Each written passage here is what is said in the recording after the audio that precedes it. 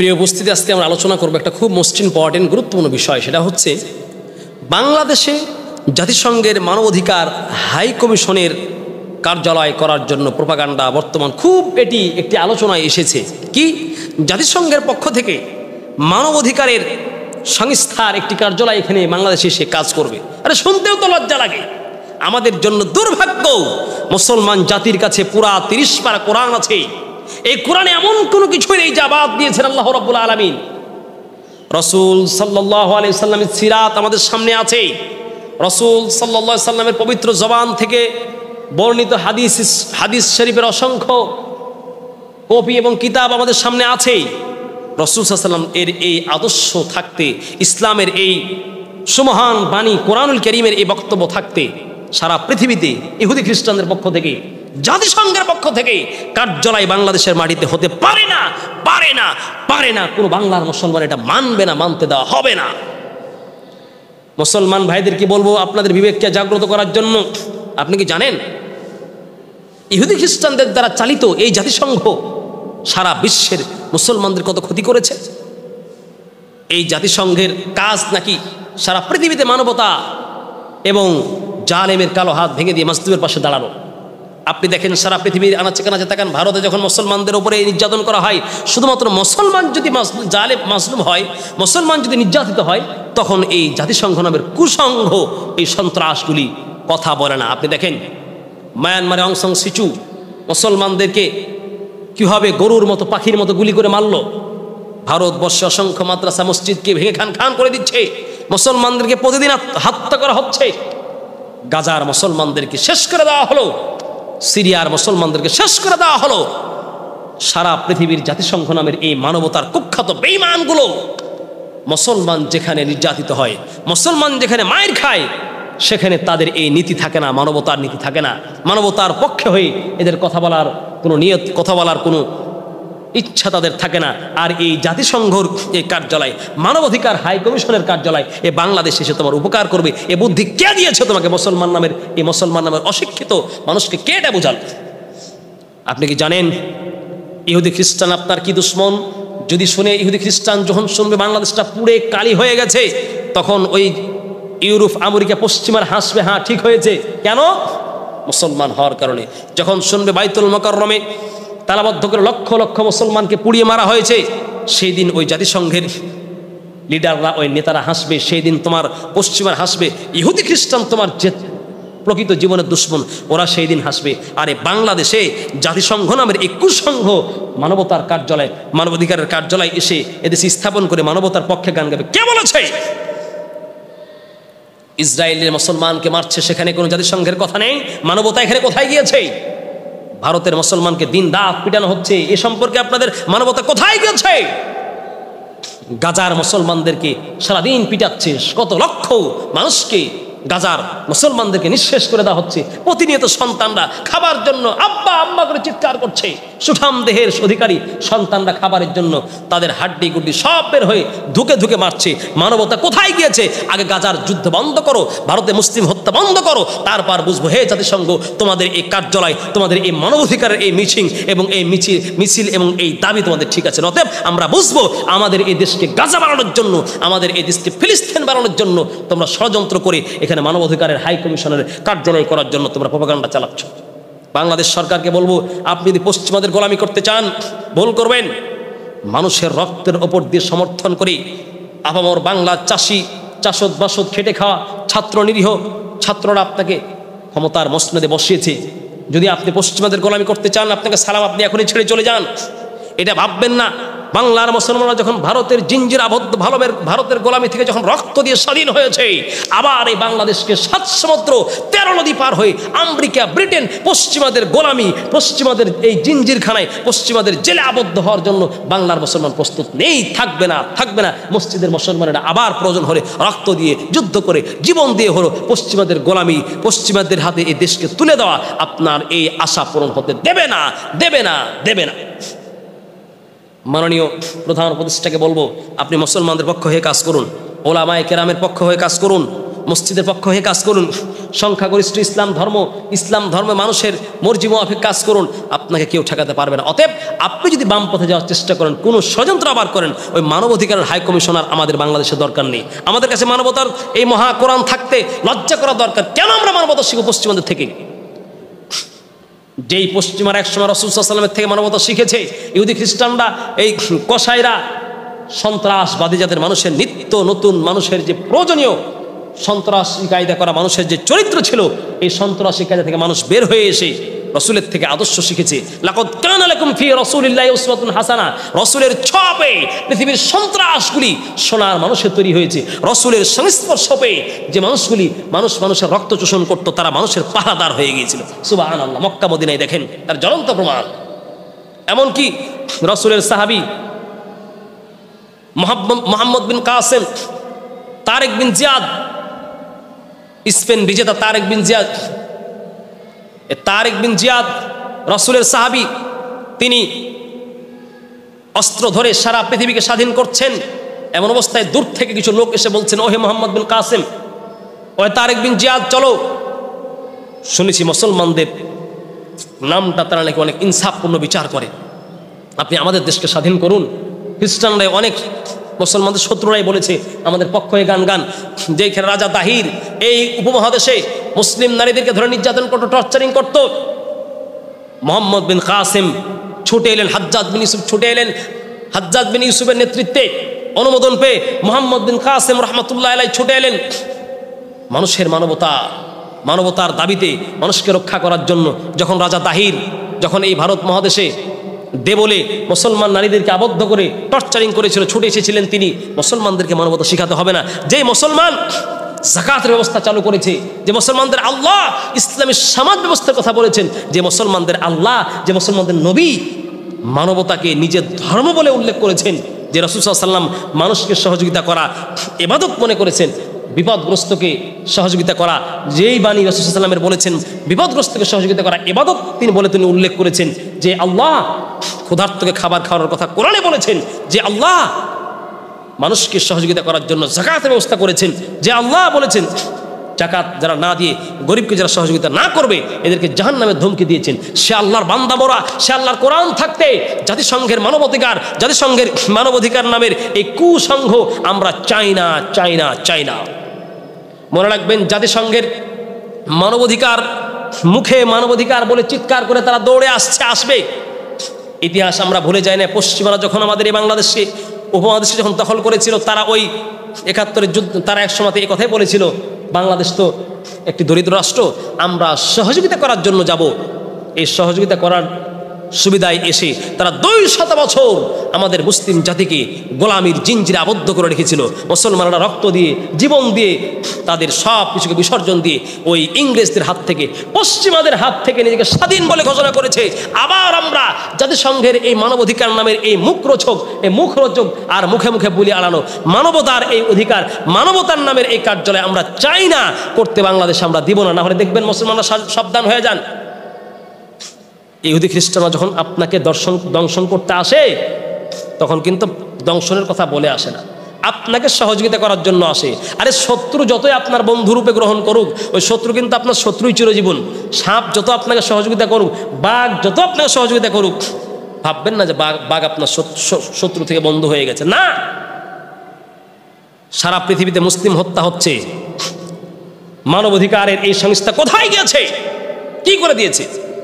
আগে গাজার যুদ্ধ বন্ধ করো, ভারতে নৃশংস হয়ে মানুষ হত্যা বন্ধ করো, মুসলমান হত্যা বন্ধ করো, মুসলমানদের বাড়ি ঘর জ্বালিয়ে দেওয়া এই পদ্ধতি বন্ধ করো, তাহলে বুঝবো তোমরা বাংলাদেশে আসছো জাতিসংঘর এই কার্যালয় নিয়ে আসলে মানবতার অধিকার প্রতিষ্ঠিত।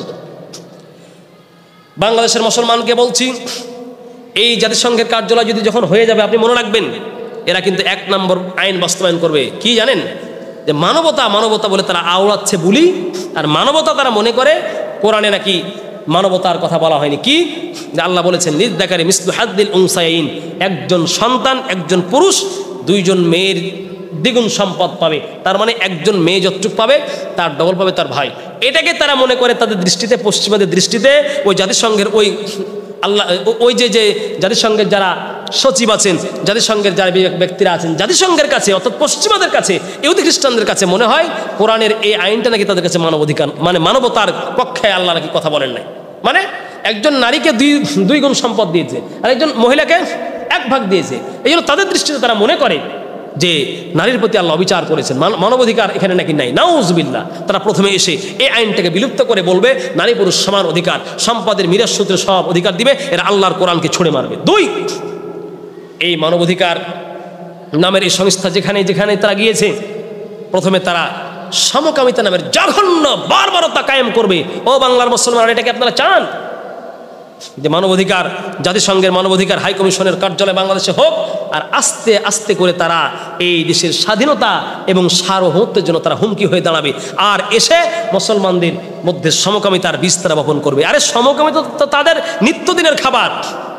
অতএব প্রিয় ভাইরা, সাবধান হন। বাংলাদেশের মানুষকে আপনার মানবতা শেখানোর জন্য কোরআন এবং হাদিস যথেষ্ট, রাসূলের বাণী যথেষ্ট। রাসূল সাল্লাল্লাহু বলছেন, আল মুসলিম আখুল মুসলিম, একজন মুসলমান পৃথিবীর যেই প্রান্তে থাক সে তোমার ভাই। আল মুসলিমু কা জাসাদিন ওয়াহিদ ইনশতাকা আইনুহু ইশতাকা কুল্লুহু। রাসূল সাল্লাল্লাহু আলাইহি ওয়াসাল্লামের এর বাণীর চাইতে আর মানবাধিকার পৃথিবীতে আছে কোথায়? ওহে রাসূল সাল্লাল্লাহু আলাইহি ওয়াসাল্লামের উম্মতে রাসূল সাল্লাল্লাহু আলাইহি ওয়াসাল্লাম বলছেন, আপনাকে বলছি, নবীজি বলছেন, মুসলমান এক অখণ্ড দেহর নাই। একজন মুসলমান যদি একটু আঘাতপ্রাপ্ত হয়, একজনের চোখে যদি সামান্য আঘাতপ্রাপ্ত হয়, কেমন যেন ওই ব্যক্তি সারা শরীরে আঘাতপ্রাপ্ত হচ্ছে। অতএব ওহে মুসলমান, মানবাধিকার শিখতে আপনাকে পশ্চিমাদের গোলামি করতে হবে না। পশ্চিমাদের গোলামি না করে কোরআন থেকে মানবাধিকার শিখুন। এটা হচ্ছে পবিত্র, এটা হচ্ছে আল্লাহর পক্ষ থেকে প্রেরিত মানবতা। মানুষের মানবতা হচ্ছে মন মস্তিষ্ক প্রসূত, আর আল্লাহর দেওয়া মানবতার শিক্ষা হচ্ছে কোরআনের ওহীর বিধান, যেটা মিথ্যা হতে পারে না। যদি আজ আমাদেরকে ফাঁকি দিয়ে মানবাধিকার, জাতিসংঘের মানবাধিকার হাই কমিশনের কার্যালয় প্রতিষ্ঠিত হয়ে যায়, দেখবেন একদিন এরা আমাদেরকে গোলামির জিনজিরে আবদ্ধ করবে। কোনো মতেই মেনে নেওয়া যাবে না। মুসলমান আপামর জনসাধারণকে বলবো, ওলামায়ে কেরাম যে পরামর্শ দেন সেটা মেনে নেন। ভালো হবে দেশের জন্য, ভালো হবে আপনার জন্য, ভালো হবে দেশ রক্ষার জন্য, ভালো হবে দেশের মাটি রক্ষার জন্য। অতএব কোনো মতেই চলবে না, এই চুক্তি বাতিল করতে হবে। জাতিসংঘের হাই কমিশনের, মানবাধিকার হাই কমিশনের এই সংঘ আমরা চাই না। দেখেন, আমি দৈনিক আমাদের বার্তা পত্রিকা থেকে আমি সংগ্রহ করেছি। এই চুক্তিটি যখন চুক্তিপত্র করার সময় জাতিসংঘের পক্ষ থেকে একজন ব্যক্তি এসেছিলেন, ভলকান তুর্কো, সম্ভবত সে জাতিসংঘের হাই কমিশনের একজন সদস্য। সে এসে বলেছে যে উপদেষ্টাগণ কি চুক্তিতে আবদ্ধ হলো তারা জানে না। এটা কার কথা বলছি? ভলকান তুর্কো, সে নিজেই বলেছে। কোথায় পেয়েছি? দৈনিক আমাদের বার্তা পত্রিকা থেকে নিয়েছি। 1 তারিখ 7 মাস 2025-এর একটা 14 মিনিটে সে পত্রিকাটা পাবলিশড হয়েছে। ওই পত্রিকা থেকে সংগ্রহ করছি। ওই জাতিসংঘের পক্ষ থেকে বলা হয়েছে বাংলাদেশ সরকারের প্রধান উপদেষ্টা সহ যারা আছেন তারা কি চুক্তিতে আবদ্ধ হচ্ছে সেটা তারা এখন পর্যন্ত জানে না। সেটা আমরা পরে তাদেরকে জানিয়ে দিব। তাহলে বুঝুন, এখানে যে বিষয়ে তারা জাতিসংঘের কথা বলছে এটা আদৌ আমাদের যারা অনুমোদন করছেন, যারা সরকারের দায়িত্বে আছে, ওই জাতিসংঘের যিনি একজন সদস্য ভলকার তুর্কো, তিনি বলছেন যে কি চুক্তিতে তারা আবদ্ধ হচ্ছে এটা তারা এখনো জানে না। তাহলে আপনি এ দেশকে বিক্রি করছেন না এই দেশের জন্য কল্যাণ কিছু করছেন? এটা আপনি যেটা জানেন না সেটা বাংলাদেশের মানুষের কাছে অনুমতি না নয়। হে বাংলাদেশের সরকার, আপনাকে এই চুক্তিতে আবদ্ধ হওয়ার অনুমতি কে দিয়েছে? এটা সারা পৃথিবী, সারা বাংলাদেশের মুসলিম জাতির প্রাণের প্রশ্নটা আমি উপস্থাপন করলাম। কে দিয়েছে অনুমোদন? আপনি একটু পরামর্শ করেছেন? দেশটা তো কারো একাই না। দেশটা হচ্ছে একজন ফকিরের যেটুকু অধিকার, একজন কোটিপতির যতটুকু অধিকার, নাগরিক হিসেবে আমরা সবাই সমান। অতএব মুসলমানদের ধর্মীয় চেতনার মধ্যে আঘাত করে পশ্চিমাদের গোলামি করার কোনো বাংলাদেশে কোনো সুযোগ নেই। এটা মুসলমান ভাইয়েরা আমার মানবে না। তারা আরো কি বলেছে? এই যে দেখেন, ওই জাতিসংঘের পক্ষ থেকে অক্টোবর মাসে ঢাকায় এসে জাতিসংঘের মানবাধিকার হাই কমিশনের ভলকার তুর্কো, সে বলেছে, বৈঠক শেষে বলেছে যে আপনাদের এই বাংলাদেশে সংস্কার চলছে, আর সংস্কার তো ফ্যাসিবাদের বিচার করতে হলে আপনাদের এই অবস্থায় আমরা দেখলাম যে জাতিসংঘের মানবাধিকার হাই কমিশনের কার্যালয়টা আপনাদের বাংলাদেশে প্রয়োজন। এই প্রয়োজনের দাবিতে প্রেক্ষিতে আমরা আপনাদের কাছে দাবি উপস্থাপন করছি। কিন্তু আরে ভাই, প্রশ্ন করি, পৃথিবীর কয়টা রাষ্ট্রে জাতিসংঘের এই কার্যালয় আছে, মানবাধিকার কার্যালয় আছে? সর্বোচ্চ 13 থেকে 16টা রাষ্ট্রে। ওই 13 থেকে 16টা রাষ্ট্রে আপনি একটু দেখান তো মানবাধিকার হাই কমিশনের এই কার্যালয় হয়ে মানবাধিকারের কতটুকু উন্নত করেছে, একটু দেখান আমাদেরকে। দেখেন আপনি যে সমস্ত রাষ্ট্রগুলিতে মানবাধিকার হাই কমিশনের কার্যালয় আছে তারা কি করে দিয়েছে? দেশে যুদ্ধ বাঁধিয়েছে। গাজার মুসলমান, ফিলিস্তিনের মুসলমানদের ওখানে আপনি গিয়ে দেখেন, সিরিয়ায় তাদের মানবাধিকার কমিশনার আছে, গাজায়ও আছে। কি করেছে? আগে গাজার যুদ্ধ বন্ধ করতে পারো না, যেই জাতিসংঘের মানবাধিকার কার্যালয় করে বাংলাদেশে কি বন্ধ করবে? তোমরা বাংলাদেশটাকে পুড়িয়ে ছাড়খাড় করে ইসলামকে নিঃশেষ করার একটা নীল নকশার ফাঁদ পাতা হচ্ছে। সাবধান, মুসলমানরা মানতে পারে না কোনো মুসলমান, এটা আমরা মানি না, এই চুক্তি বাতিল করতেই হবে। মুসলমানদের রক্তের ওপর দিয়ে ক্ষমতার চেয়ার পেয়ে বাহাদুরি করার চেষ্টা করেন, মুসলমানদের থেকে অনুমতি নেন না, মুসলমানদের রক্তে আঘাত দিয়ে কে বলেছে কাজ করতে হবে? উপদেষ্টার পদ পেয়ে বেশি অহংকারী হবেন না। স্বৈরাচার অহংকার করেছিল, ফেরাউন অহংকার করেছিল, মানুষের লাঠি পিটা খেয়ে দেশ ছেড়ে পালাতে বাধ্য হয়েছে, দেশের মাটিতে আসতে পারে না। অতএব আপনারাও ওই পথে চলবেন যেই পথে চললে মুসলমান জাতি, মুসলমান খুশি হবে, মুসলমানদের স্বার্থে আঘাত হানে এমন কাজ কখনো করবেন না। চিন্তার বিষয়, বিশ্বের উন্নত কোনো রাষ্ট্রে মানবাধিকারের সংস্থা নেই কেন? ভারতে নেই, পাকিস্তানে নেই, ইতালিতে নেই কেন? অতএব উন্নত রাষ্ট্রগুলো জানে এরা আমাদের ফকির বানাতে আসে। অতএব জাতিসংঘের কোনো কার্যক্রম বাংলাদেশে আসলে এখানে বুঝতে হবে এদেশকে চুরি করার জন্য, এদেশকে খোখরা করার জন্য আসছে। প্রতিবেদন দেখুন, পত্রিকার প্রতিবেদন, বিশেষজ্ঞগণ বলছেন যেই দেশে এই জাতিসংঘের মানবাধিকার হাইকমিশনের কার্যালয় হয়েছে ওই দেশগুলি সব অর্থনৈতিকভাবে সব ভেঙে পড়েছে। অতএব উন্নত কোনো রাষ্ট্রে নেই, বাংলাদেশে দেওয়া হবে কেন? 2, এখন সহযোগিতার কথা বলে তারা ষড়যন্ত্র করছে। কি দেখবেন, যখন আমাদের দেশটা এর আগেও যখন যুদ্ধবিগ্রহ হওয়ার কারণে যখন দেশ ক্ষতিগ্রস্ত হয়েছিল তখন কিন্তু পশ্চিমারা এসেভাবে তারা সুযোগ গ্রহণ করেছে, আমরা আপনাদেরকে সেবা এবং সহযোগিতা করার জন্য আসছে। আপনি কি জানেন এই সেবা এবং সহযোগিতার হাত ধরে মাদার তেরেসার মতো কুখ্যাত এই মহিলাটা বাংলাদেশ, ইউরোপ, আমেরিকা থেকে লক্ষ লক্ষ টাকা নিয়ে এসে বাংলাদেশের মানুষকে ধর্মান্তরিত করেছে, বাংলাদেশের মুসলমানদেরকে মুসলিম থেকে খ্রিস্টান বানাচ্ছে, আনাচে কানাচে টাকা দিয়ে, অর্থ দিয়ে, সম্পদ দিয়ে। আপনি জানেন এনজিওরা কত খারাপ? এনজিওরা আপনার জীবনের শত্রু, এনজিওরা আপনার রক্তের শত্রু। এই এনজিও মার্কা সরকার দিয়ে, এনজিও মার্কা দালালদেরকে দিয়ে বাংলাদেশের মুসলমান সুখী হতে পারে না। অতএব এই চুক্তি বাতিল করতে হবে। পশ্চিমারা যখন আপনার কোনো মুসলমান রাষ্ট্রকে ধ্বংস করে তখন তারা মানবাধিকার বলেই তারা কিন্তু মানবাধিকারের কথা বলেই এটাকে তারা কিন্তু হাতিয়ার হিসেবে ব্যবহার করে। অতএব খুব সাবধান, এই চুক্তি বাতিল করতে হবে। কোরআন থাকতে, হাদিস থাকতে আমরা এই চুক্তি মানতে পারি না। বর্তমান 16টি রাষ্ট্রে মানবাধিকারের এই কার্যালয় আছে, কিন্তু ওই দেশগুলোর কি অবস্থা আপনি চিন্তা করে দেখেন। এখনও তারা বর্তমান মানবাধিকার এই সংস্থার কার্যালয়টির আরও 40টি রাষ্ট্রে তারা অনুমোদন প্রস্তাব করেছে কার্যালয় স্থাপনের জন্য, কিন্তু কেউ তাদেরকে অনুমোদন দিচ্ছে না। জানেন এরা আপনার কাছে সেবার নাম ধরে এসে এ দেশকে ধ্বংস করবে, মানুষকে ধ্বংস করবে। ওলামায়ে কেরামের বিরুদ্ধে তারা অরেঞ্জ জারি করবে, ওলামায়ে কেরামের বিরুদ্ধে তারা ষড়যন্ত্র করে দেশকে, স্পেনকে যেমন তারা শান্তিময় রাষ্ট্রকে, স্পেনের মতো একটি রাষ্ট্র ছিল ইসলাম, বিজ্ঞান এবং কোরআন চর্চার জন্য একটা উৎফুল্ল রাষ্ট্র এবং খুব সুন্দর একটা ফুলের বাগান ছিল স্পেন। ওই স্পেনকে পশ্চিমারা, এই ব্রিটিশরা ভেঙে খান করে আজকে খ্রিস্টানদের, পত্তলিকদের বসবাস শুরু হয়েছে। অতএব বাংলাদেশ সোনার টুকরা, মসজিদের দেশ, মুসলমানদের দেশ, কোরআনের দেশ, ওলামায়ে কেরামের দেশ। অতএব এই দেশকে নিয়ে ষড়যন্ত্র করবেন না, বাংলার মুসলমান মানবে না।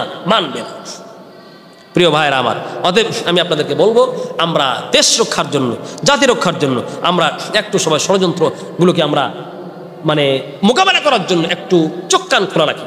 এখন আপনাদেরকে আমি কোরআন থেকে পরামর্শ দিব যে দেশের বিরুদ্ধে ষড়যন্ত্র হলে আপনি কি করবেন নাগরিক হিসাবে, এবং রাষ্ট্রের প্রধান কি করবে রাষ্ট্রের সার্বিকভাবে সুন্দর রাখতে এবং রাষ্ট্রের স্বাধীনতার সার্বভৌমত্বকে টিকিয়ে রাখতে কি পদক্ষেপ গ্রহণ করা যায়। আল্লাহ পাক বলেন, শোনো মুসলমানেরা, ইন তামসাসকুম হাসানাতুন তাসুহুম ওয়া ইন তুসিবকুম সাইয়্যাতান ইয়াফরাহু বিহা। ও মুসলমানেরা তোমরা শোনো, এই পাশ্চাত্যবাদীরা, ইহুদি খ্রিস্টানরা কত নিকৃষ্ট তোমরা জানো। এই ইহুদি খ্রিস্টানরা এত খারাপ, যখন আল্লাহ বলছেন যখন তোমাদেরকে কোনো বিপদ স্পর্শ করে তারা খুশি হয়, আর যখন তোমরা কোনো বিপদে পড়ে যাও, তখন ওই পশ্চিমারা খুশি হয়। আল্লাহ বলছেন এমত অবস্থায় যারা যতই খুশি হোক, শোনো, ওয়া ইন তাসবিরু ওয়া তাত্তাকু লা ইয়াদুররুকুম কাইদুহুম শাইআ। আল্লাহ বলছেন তোমাদের দেশ নিয়ে ষড়যন্ত্র হচ্ছে, তোমাদের জীবন নিয়ে ষড়যন্ত্র হচ্ছে, ওহে মুসলিমরা, তোমাদের ইসলাম নিয়ে ষড়যন্ত্র হচ্ছে, পশ্চিমারা ষড়যন্ত্র করছে, বাংলায় বসে কেউ নাস্তিক বাম রামরা ষড়যন্ত্র করছে। যদি তোমরা দুইটি কাজ করো, ওয়া ইন তাসবিরু, ধৈর্য ধারণ করো, ওয়া তাত্তাকু, আর আল্লাহর প্রতি অবিচল বিশ্বাসের সাথে আস্থা রেখে যদি তোমরা আল্লাহকে প্রাণ থেকে, জান থেকে, মন থেকে ভয় করো, তাহলে আল্লাহ বলছেন লা ইয়াদুররুকুম কাইদুহুম, তাহলে শাইআ, তাহলে ওই পশ্চিমাদের হাজার লক্ষ ষড়যন্ত্র করলেও তোমরা তাদের ওই ষড়যন্ত্রের ফাঁদে পা দিবে না। তারা তোমাদের এই দেশকে, জাতিকে, মুসলমানদেরকে কখনো তছনছ করতে পারবে না ইনশাআল্লাহ। অতএব আমরা চোখ কান খোলা রাখবো, আল্লাহর কাছে আমরা একটু আরজি করবো আল্লাহ, এবং আল্লাহর কাছে আমরা প্রার্থনা করবো আল্লাহ আমাদের এই দেশকে, মাতৃভূমিকে রক্ষা করুন। মুসলমানরা সজাগ হন, কোরআন প্রতিষ্ঠার জন্য একটু নিজেরা একটু উঠে দাঁড়ান, কোরআন প্রতিষ্ঠা করুন। দেশটা সোনার দেশ হয়ে যাবে, হত্যা হবে না, গুম থাকবে না, রাজধানী থাকবে না, চুরিবাজি থাকবে না, টেন্ডারবাজি থাকবে না, সুদ থাকবে না, ঘুষ থাকবে না। দেশের মানুষ মানুষের রক্ত চোষণ করবে না। অবশ্যই কোরআনের বিধান কায়েম হলে দেশের মানুষ মুসলমানদের দেশের মানুষ মুসলমানদের রক্তের পাহারাদার হয়ে যায়। আল্লাহ আমাদের বুঝার তৌফিক দান।